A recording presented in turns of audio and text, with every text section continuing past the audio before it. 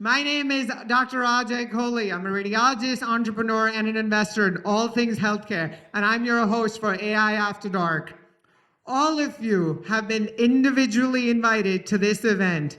This truly is the creme de la creme of all things healthcare and innovative technology.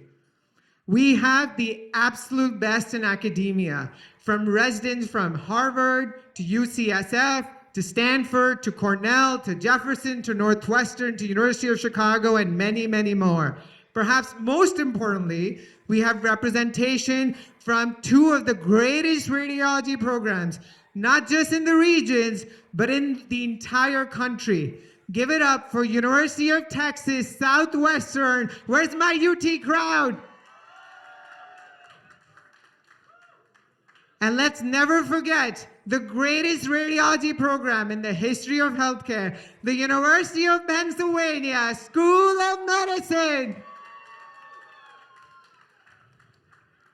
We also have amazing clinical talent from the rest of the country, including Envision, Kaiser Permanente, Baylor, Atrium, Rad Partners, Radiology Associates of North Texas, Sutter, and many more. We truly have radiology talent from nearly every continent on the planet, from North America, including US, Canada, Mexico, to South America, including Colombia, Chile, Brazil, including Africa, from Nigeria, Kenya, South Africa, finally on to Europe, from Ukraine, to Asia, and even Australia and New Zealand. We're still working on getting that lone radiologist from Antarctica. Maybe next year's AI After Dark.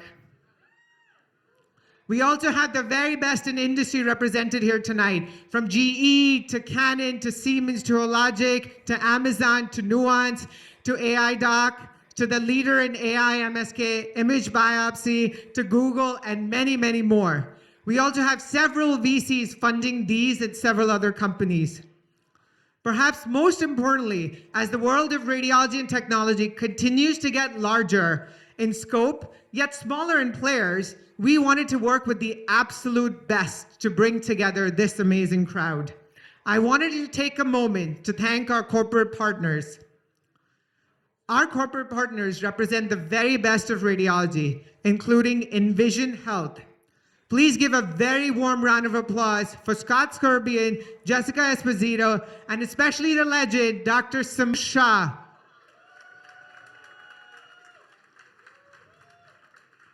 Envision Radiology is quickly building a clinical powerhouse that's going to dominate the radiology workspace. All the other radiology groups, you better watch out. We would also like to thank our AI corporate partner, Cure, especially Rohit Ghosh, Dhruv Pandey, and their team. Elite entrepreneurs, these Cure guys are building one of the best AI companies in the whole world. Huge round of applause for our AI partners. One last thing before I introduce our moderator for the evening, rules. There are no rules. We tried implementing rules in the last several years, but after an open bar, none of y'all give a shit about the rules. So no rules this year. Just make sure to tweet and share hashtag AI After Dark, and we are also being live streamed on all social media, including LinkedIn and Twitter. Well, as long as Elon Musk keeps Twitter alive till tomorrow morning. Speaking of tweeting, it is my honor and privilege to introduce radiology's chief twit himself, our moderator, Dr. Saurabh Jha, aka Rograd.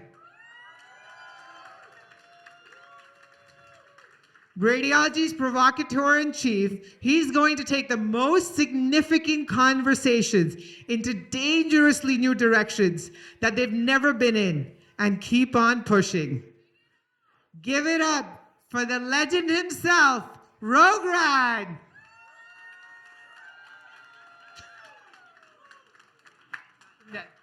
Cheers. Well, thank you very much, Ajay, for a sparkling introduction, and thank you all of you. There is one rule. I do think that there should be engagement. Jake from Imaging Wire asked me earlier on, where's the panel? I can't see a panel, and that's the catch. You are the panel, all of you out there, and you're the ones that are going to get the discussion going. So the whole idea of this event is that we have conversation between different people from different perspectives, different stakeholders. And I'm going to dive right in. So the less I talk, the more you talk, the better it's going to be. So let's start off with a very basic question. Someone, I don't know who, likened AI to adolescent sex, which is that everyone talks about it and nobody uses it. I'm not going to ask you about adolescent sex. I think we're kind of beyond that. But artificial intelligence. Very simple question. Who's using it? Okay, now you're going to ask me what's the definition of artificial intelligence, and don't get into this machine learning versus compressed regression. Who is using AI for diagnosis and triaging? Nina Kotler has raised her hand. Can someone give her the mic? Nina Kotler is from Rad Partners and an AI influencer, and she was in Australia doing teleradiology as well. So at the forefront of two technologies. We started creating our own AI back in 2017, right? 2016 is when I first started seeing AI anywhere. And we had a use case. We're like, hey, we need to be able to create a solution that can help our clinicians remember what the best practice should be for all of these incidental findings. No one's telling us. We went out in the industry, no one was able to do it. So we found some data scientists. We're a radiology practice, we didn't have them. We found some data scientists. They created an AI platform or an AI model for us, and we've been using it ever since. It's now deployed to 1,600 radiologists across our practice.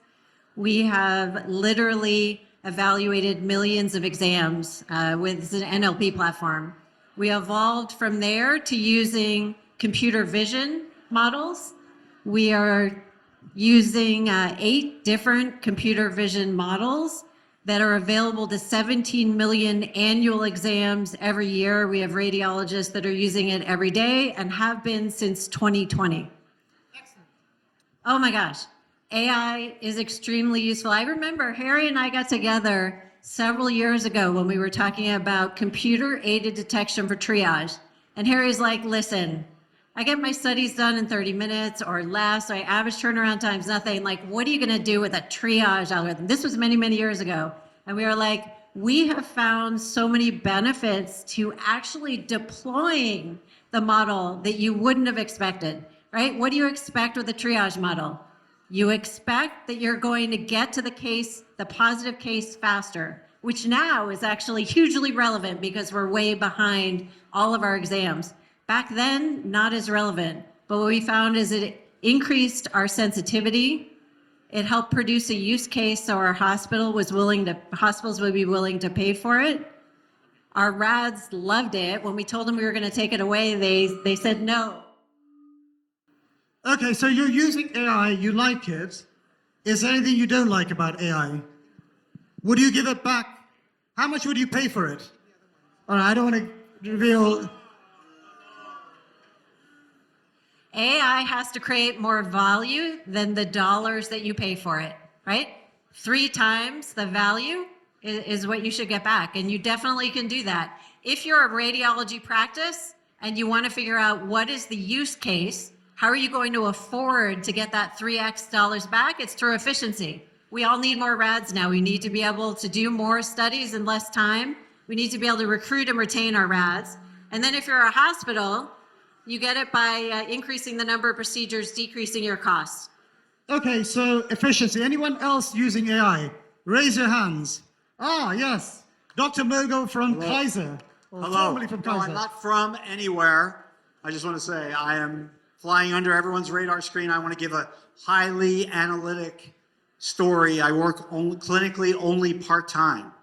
And I went, and I won't say where, I went away and I came back and I noticed when I opened the chest x-rays, there were no ribs on some of them. And that wasn't there before. And when I started reading the non-contrast chest CTs, I noticed there was a new sequence that just showed where the nodules were. no one told me we had AI. I didn't ask. I wasn't told. I wasn't trained. It's just these new images were appearing on certain studies. I have no scientific report to give you, but it looks pretty cool. I mean, a chest X-ray without the ribs, I'll take it. Okay, so we have AI makes us efficient. AI is cool. Any other users of AI? You know, this is a big forum and we only have 2 people. Oh, by the way, I want Americans to speak because I know the British contingent are using AI. Any other users of AI? Walt Wiggins is here from Oh, Duke. What's up, Walt? How are you using AI to transform Duke? Tell us. Well, so I'm going to give a slightly different perspective. So we are using AI at Duke, and yeah, we have some cool stuff that subtracts out the ribs and subtracts out the blood vessels, so all you see is the lung nodules, but occasionally something happens and AI goes awry, and we get some bad results. We got to figure out what to do with it, and that has been a source of a little bit of frustration lately. But what it really comes down to is that we didn't have a good plan to implement it in the first place. Okay, so we have bone segmentation, we have cool, we have efficiency. Is AI helping anybody miss fewer things? Is it reducing your false negatives? Yeah, so the idea really, what we're trying to do over here is we're trying to get a broad section of what you're doing with AI, because the next thing that we're going to discuss is what do you want from AI? And we have industry left, right, and center willing to listen to you, but I think, you know, we have to be very specific with the details. We are in the company of Twitter celebrity genius, the great Nolan. How are you using AI? I just want to go over a few of the positives and negatives. So we, full disclosure, AI Doc, we use AI Doc. The only thing I got from AI Their Doc, CEO is right there, so tell him. the only thing I got from AI Doc are these socks. So I am under their influence in some ways. The positive is we first of all, we use the C-spine, and I'm a neuro rat, so we use the C-spine algorithm to look for a fracture, and we use the brain algorithm to look for subdural hemorrhage. So we've been using the brain algorithm has picked up subdural hemorrhages that has embarrassed some of our radiologists, probably including me. We're recording this, I will hedge on that a bit. But yeah, the brain algorithm can pick up subdural hemorrhage, so much so that it used to be our practice to look at subdural windows. And so now we don't necessarily need to do subdural windows when we have the AI Doc report. All right, so we have praise for AI Doc's algorithm, and we prevent the use of subdural windows, which as a resident, that was a very annoying thing because it was something I would always forget to do, is use subdural windows. I think Supratik over here in the front row wants to say something on use. Do you want to just give him the mic? The things I worry about reading ER cases are missing PEs and missing brain bleeds. And those are the 2 things that the ADOC algorithm actually does a really good job of backing me up on. So. Okay, so we have a nice cross-section of AI use. So I'm going to change gears a little bit. We're going to come back to this. And the gear I'm going to change is, I'll tell you a little story. Earlier this year, I told a bunch of people at Cure, let's go to Mount Everest. And we discussed this on Zoom, and within 2 weeks, we were actually on the trail heading to Everest with AI and a chest X-ray. And unlike the actual radiologist on the trip, me, AI never got hypoxic, and we actually took an X-ray at 5,500 meters. So when it comes to AI, the obvious use is in low middle income countries. So the obvious question here is, how is it that AI is a sustainable model in low middle income countries. My question is to Dara Keller from Cure. How the hell are you making money in low middle income countries? That's what we want to know. What's the business model? Is this a serious question? Oh, absolutely. Some people in this room need to leave, though, I think, because I've been giving away some trade secrets.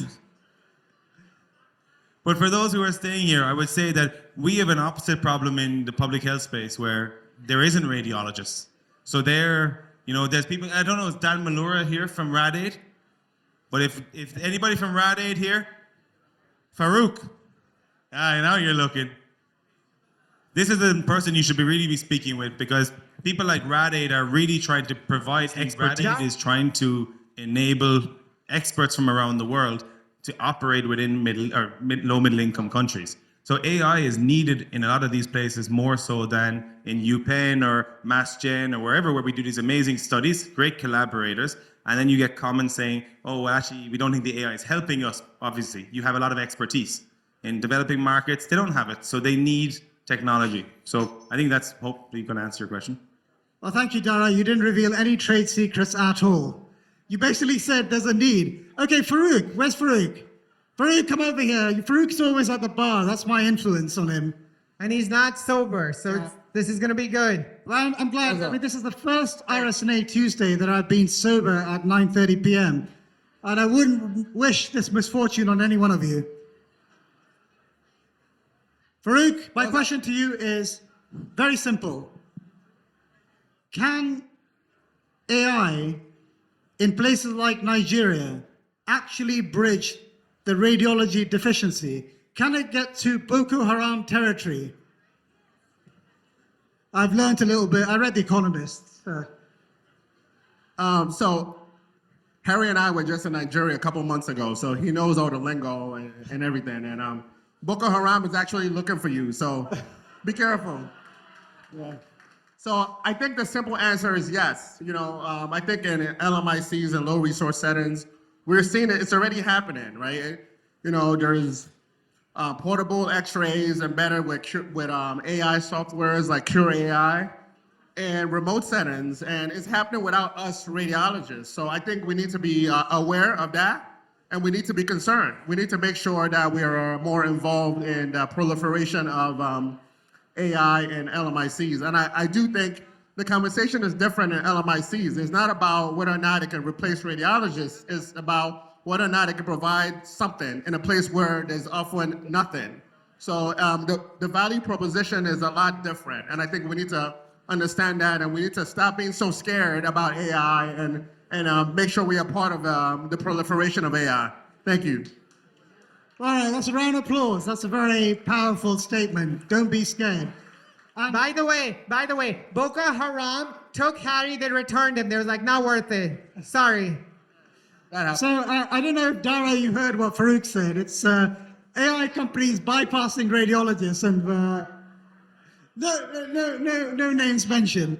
But that's a very good point. The point, of course, is that AI, and I'm being very serious here, I'm being as serious as I can be. AI is an equity solver. It's an inequity reducer, because fundamentally it's a technology that is cheaper than the alternative. So in that same line, I want to ask a question to Saeed Zaidi, who is an ACR champion on population health.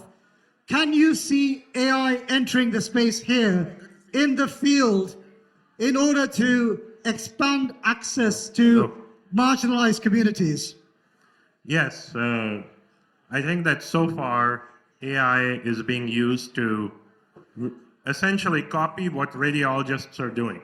Okay, they're just copying the visual diagnoses. When we can diagnose intracranial hemorrhage, we can diagnose rib fractures, we can diagnose PE. I mean, it's a good entry point, but we need to go beyond that as far as population health management and working with marginalized communities, such as we should be using AI to make diagnoses. The radiologist is not making them normally. For example, looking at osteoporosis on a CT scan, okay, picking up body fat density or liver steatosis, fatty liver, to be able to enroll people in chronic disease management programs. That way, you actually expand the value that radiology is bringing to the enterprise. We can actually have downstream savings where radiologists start to manage more care, because we are seeing the fee-for-service system is falling apart. In the post-COVID world, there is a huge radiology staffing shortage. AI is a part of the solution, but not just focusing on efficiency. We can't just say, oh, AI will improve your productivity and efficiency or help you read your normal chest x-rays. There's a way to actually impact the downstream cost savings and to be able to then improve access to healthcare all over the United States. Well, thank you. I mean, this is really very, very important stuff. What we're saying is that we can go very far, but there's the last mile problem. There's always the last mile problem where you need additional technology to help you through. So in the same vein with equity, does anybody else have any thoughts on the AI reducing inequity and improving access? Anybody have experience in the United States for that? Okay, well, since nobody's mentioned the United States, I'm going to mention the NHS, the National Health Service, socialized medicine, communist ideologues, but they're using AI left, right, and center. Absolutely, if it's done right. I mean, would you rather have no screening or screening with an algorithm, right? I mean, there are parts of the world there are no radiologists, and if we want them to have the same access to healthcare that we have, we're going to have to think creatively, but it has to be safe, has to be free from bias, and it has to be properly regulated. So there you go. So just to give you a bit background on Rizwan. Rizwan is from the UK. What Rizwan has done is he has essentially opened the floodgates to artificial intelligence in UK. And let me tell you one other thing about the UK. The UK, I'm originally from there, I trained there. The UK is very innovative in certain ways. The UK was one of the first places to introduce electronic health records.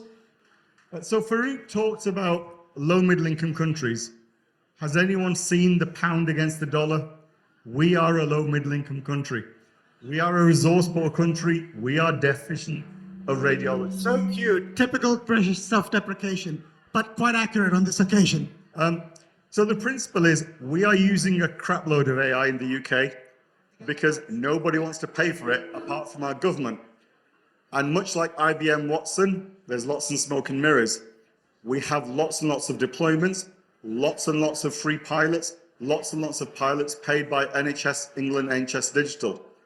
The rationale of that, though, is because we get to touch, feel, smell AI, we get to engage with it. So rather than here is something new, here's a toy, go and play with it, we get to push back and co-create use cases and actually have a catalog of how we want to use it. So let me ask you a few details. You've introduced AI. Radiologists don't check AI's results. Am I right? Correct. It's used for predominantly clinical decision support. It isn't quite true that radiologists don't use it. We use it predominantly for quality assurance before we sign off reports. But the rationale is it is for the benefit of our clinicians. Who the hell wants to read a chest x-ray at 3 o'clock in the morning? The AI will support the clinicians to make treatment decisions. So let me understand this for the audience, because I want to get through this. This is very important because, you know, I think Americans make a very big deal, it's self-serving actually, about stuff like, oh, what about quality? Or what about the patient? Sorry. You do quality assurance. Correct. And that you do randomly. No, we deploy across all the chest x-rays we do it on. And so there is always that second pair of eyes electronically for the patients, for the clinicians, and for the radiologists as they choose to use it. Okay, thank you. So Ralph Nader, do you know Ralph Nader? No. You don't know him? No. Well, he's a guy that went after automobile safety, and he wrote a book, I think something about unsafe at any speed. He went ballistic with, you know, let's make automobiles so safe that nobody can bloody drive it. Well, you know, it's a bit of an exaggeration. So are we over-regulating AI? What are your thoughts? That's kind of a loaded question. Are we over-regulating AI? Yes. No. And before you answer, people, hello, can I have everyone's attention? Shh. The man right here is the legend Hugh Harvey. He's super sexy, super bald, because he has a super big brain. So with that introduction, no pressure. What's your answer? So, Saurabh asked, are we over-regulating AI? Yes. No. No. Absolutely not. At the moment, it is too easy to get a 510K in America. You can say, my AI is vaguely similar to that, and therefore you should let me through. And it's like a 3-month process. You may be aware, in Europe, it is now harder to get an AI onto market than it is in America. We are in the industry of patient care, which implies patient safety. And I think we should all agree that regulation should be at the heart of everything that is done in the AI industry. The regulations need to be updated, they need to be modernized, but they need to be made fit for purpose. And we need to have stronger regulation to stop the bad actors. So can I call you the Ralph Nader of artificial intelligence? Yes. No, but honestly, I have a follow-up question, and then I would encourage other people to ask you as well. You once said that information should be treated like a drug and device. Do you believe that? Yes, AI is the new drugs. We're developing, we're building the next pharma industry here. The AI industry is going to be as big, if not bigger, than the pharmaceutical industry at some point in the future. Thank you. Does anybody challenge that notion that artificial intelligence, in other words, information, is the same as a drug and device? Don't be intimidated by Hugh Harvey. He's only the most prominent AI thinker in the UK. Nothing to worry about. So Nolan wants to ask something. So I do have a few comments about regulation. For example, we have a cervical spine algorithm that, well, a couple things. The whole notion of AI, learning, machine learning, that doesn't really happen, right? We have an algorithm that's approved and it's frozen, and then if it does improve, then they have to get certified through the FDA. So I think there needs to be some agreement about what is a safe way to facilitate machine learning. Okay, so let me pivot to Elad. Elad, raise your hands. Somebody give the mic to Elad. Elad, CEO of AI Doc. So do you agree with Hugh that, if anything, AI is being under-regulated and the FDA 510 pathway is an easy access to your competitors?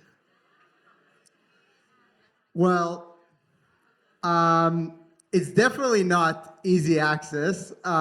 We are going through the FDA, working with the agency on, I would say a monthly basis. I would not call this easy by any way, shape, or form. It definitely takes way more than 3 months. Do I think there are areas that we can better inspect as we continue to evolve the space? Absolutely.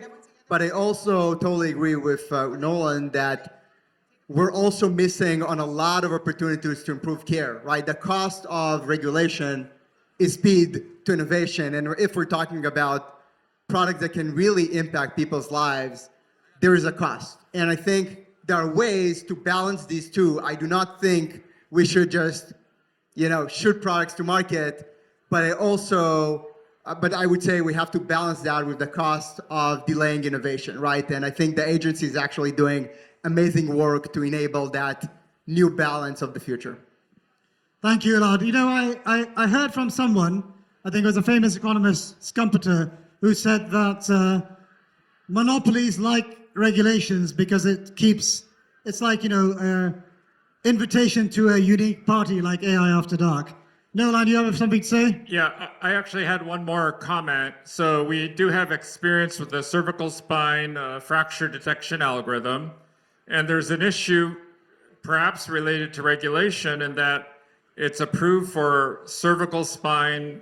And so what about, for us neuro folks, what about that skull-based fracture? And so we've had issues where, there's perhaps a skull-based fracture, but it's certified for cervical spine. And what about that mandible fracture? Well, that's not cervical spine, but that's something the human does. So in some ways, the C-spine AI speeds up our assessment of the cervical spine, but the human still is looking at the skull and the mandible. And the other thing is we run, for example, if we do the brain CT, we run the cervical spine algorithm just to look at the cervical spine.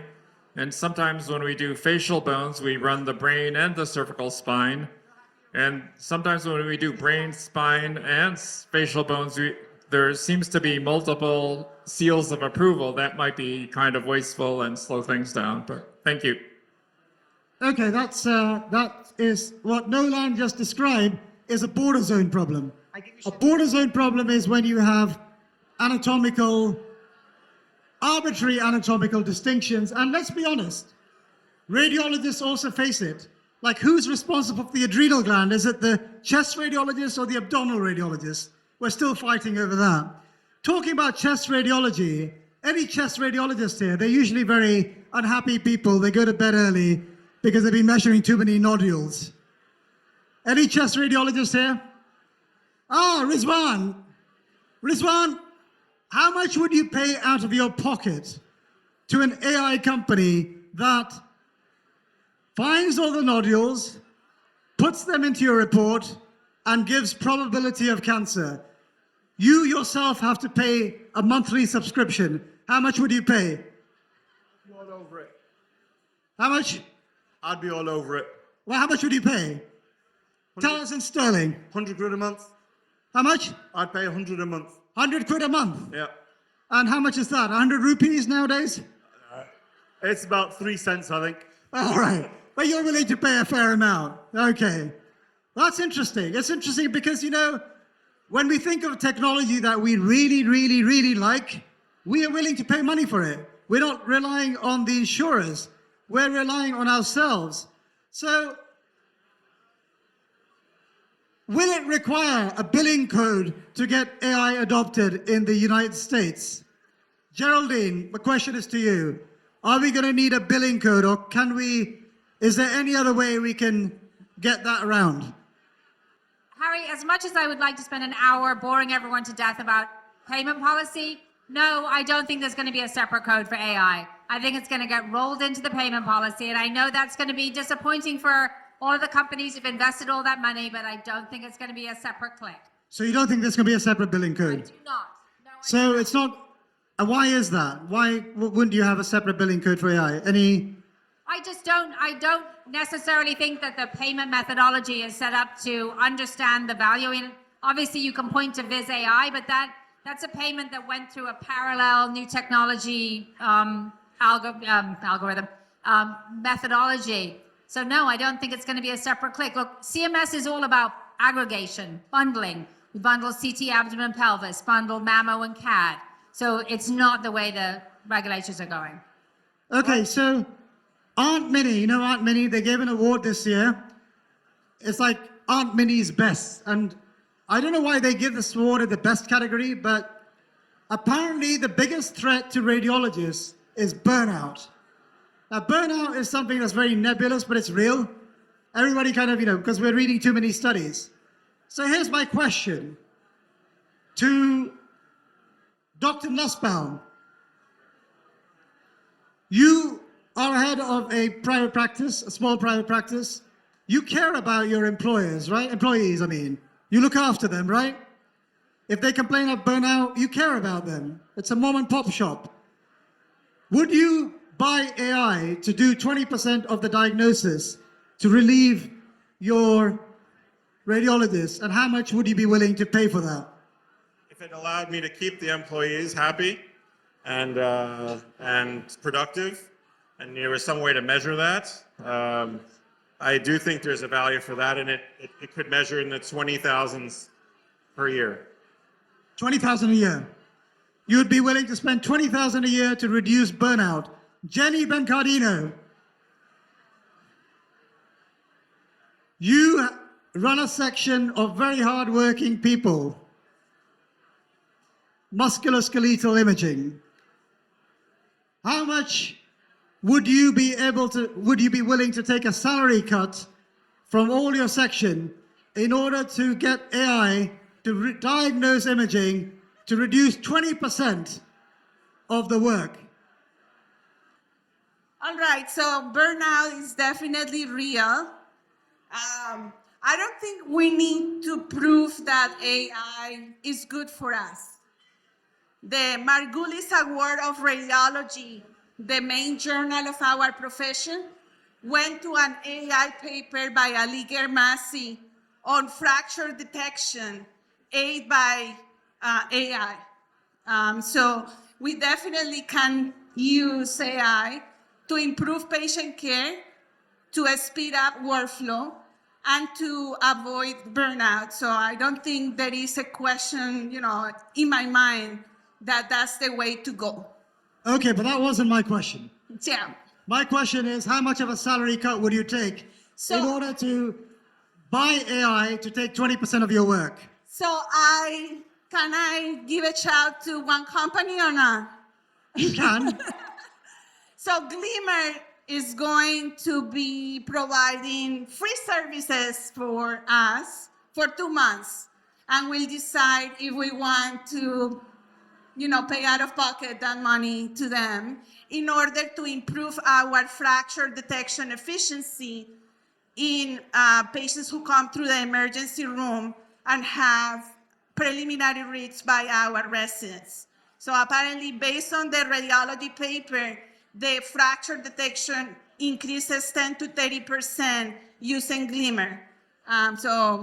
We'll be willing to pay for it. So you're willing to pay for it. So Elad, Rohit, Rick, are you paying attention? They're willing to pay for AI to reduce burnout. There's your business model out there. All right, so I'm going to move to another question. We're coming to the end of the evening, so there's going to be plenty of time to network. And if those on the side haven't adequately spoken to each other, now's your opportunity. So one of the very cool things about AI is the fusion of AI and hardware. One big example is the chest radiograph.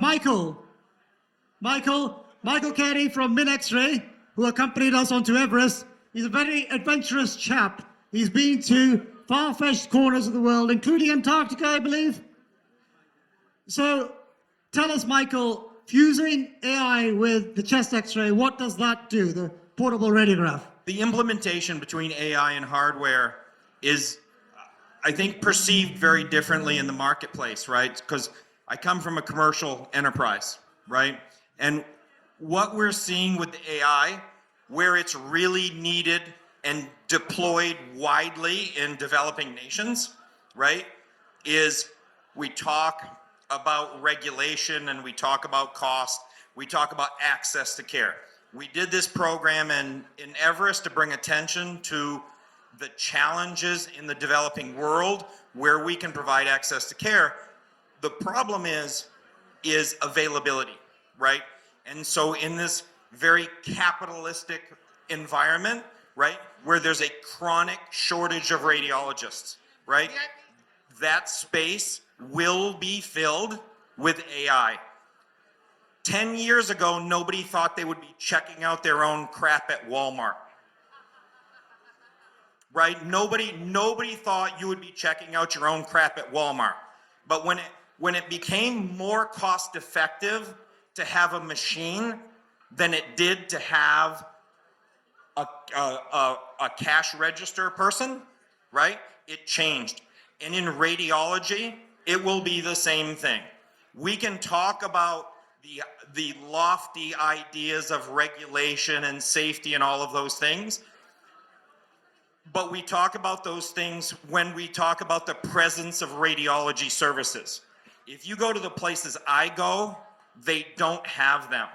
And right now, AI is way better than nothing. And that's what these people get, is nothing, right? So the reason that you see funding and the reason that you see Cure AI being able to develop a model that works in those areas where there's lack of access to care is based on our own inability to deliver to those services to the people that need them the most.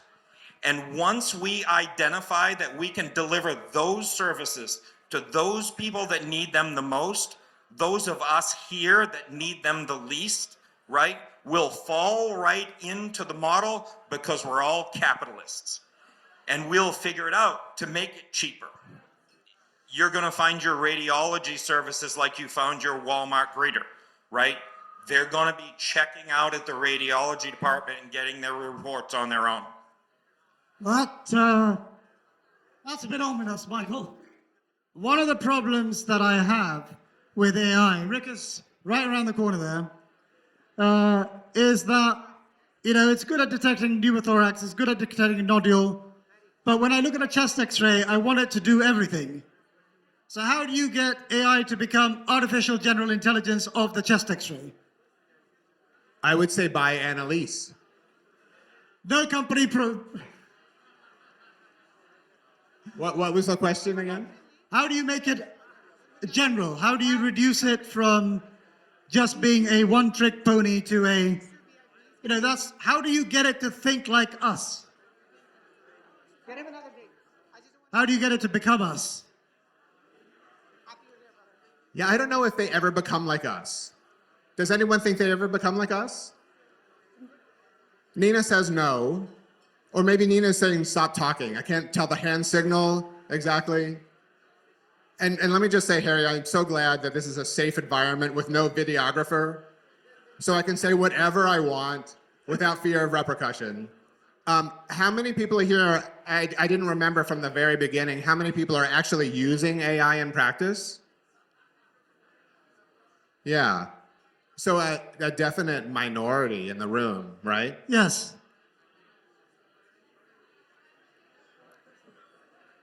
Can I hand off to a friend? Harry, am I allowed to do that? Yes. Can I hand off to Dr. Catherine Jones, who's here from Sydney, Australia, and would love to answer that question despite her jet lag? Yes. In the meanwhile, Dara wants to say something about my question. Go ahead, Dara.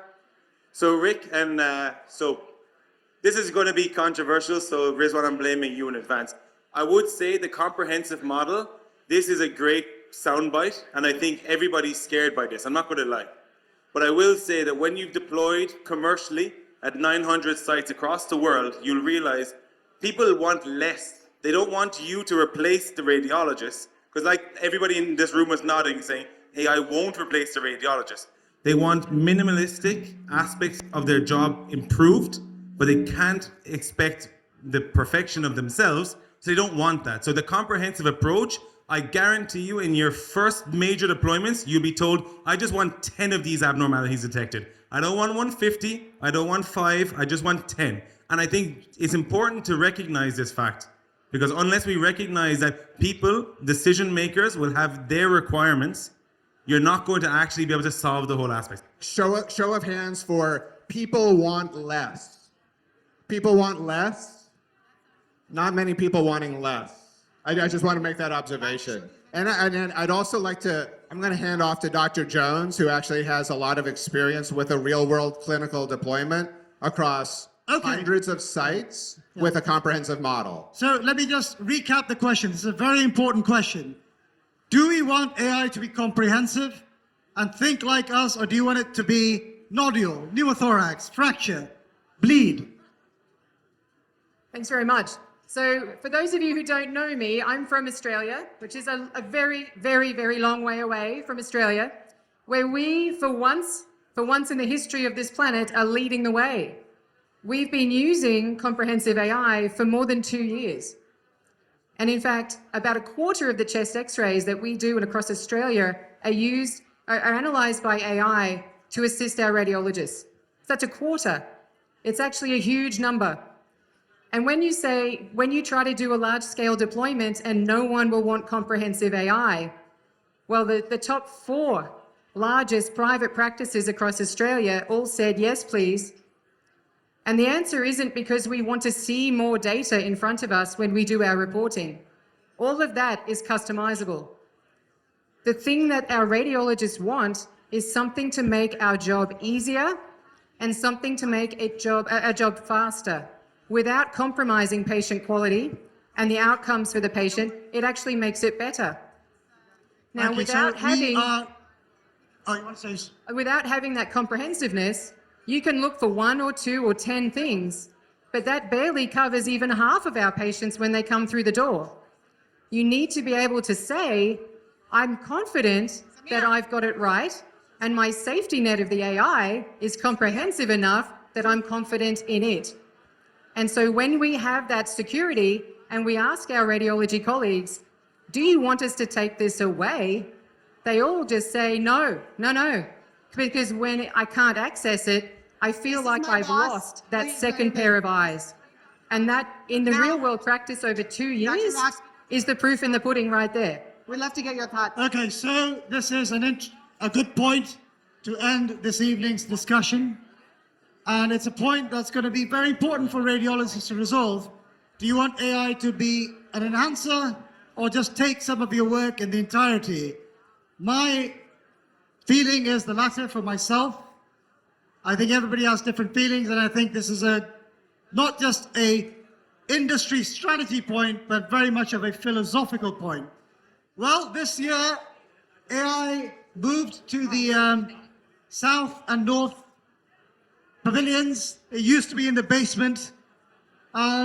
Next year, who knows? It might be at the Hyatt Bar, but it's making progress. I'd like to thank all of you for attending. To sound like someone from Southwest, I know you had other choices. Bullshit. You came for the free drinks. So I'm glad you all came. I'd like to thank our sponsors, Envision and Cure. It's not a coincidence that they partnered together. Teleradiology and AI are natural friends. As Arjun Kalyanpur said, they're birds of the same feather. So Saurabh, perhaps an appropriate way to end this evening would be on a slightly crude note and to take you back to the analogy you made at the beginning of AI being like adolescent sex. So teleradiology, if you think of AI as adolescent, teleradiology is a little bit geriatric. It's been around for forever, right? So I would use the analogy that AI is the Viagra for teleradiology. And it's really what's propelling teleradiology to greater heights. Because ultimately, if you think about it from a technological perspective, they're both technology enabled, they're both data driven, and they both seek to solve the fundamental issues that plague radiology, which is staffing shortages. So if you come back to the bird analogy, I think the falcon in flight is really probably the most appropriate analogy for the combination of teleradiology and AI, because I think that's what the strengths of each supplement each other and magnify both. Again, I want to thank Envision and Cure for their support. And I would like to thank Jessica, Scott, and Samir from Envision, Rohit, Dhruv from Cure, and Ajay for doing the moderation. I now want to invite Rohit Ghosh, co-founder of Cure AI, to say a few words. Yeah, thank you. Thanks a lot, everyone, for just coming and attending this session. Genuinely just grateful. I mean, honestly, we started Cure 6 years back. I think we talked a lot about that today. We do a lot of work in lower and middle income countries, helping a lot of impactful, creating impact at a lot of huge scale. We have been the company that has actually been in 60 odd countries, almost in 900 plus locations across all this world.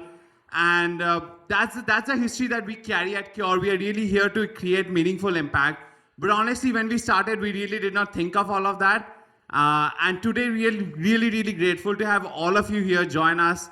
And thanks a lot, Elad, Rick, everyone who joined us.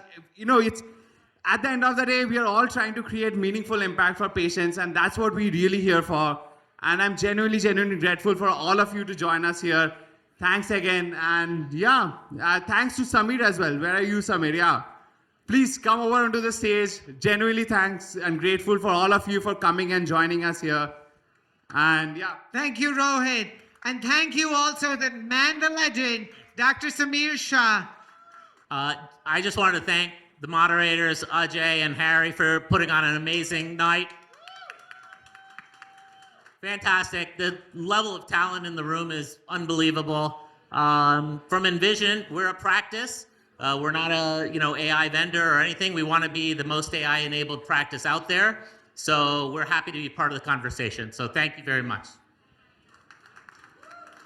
Thank you all. Bar is open. Let's drink.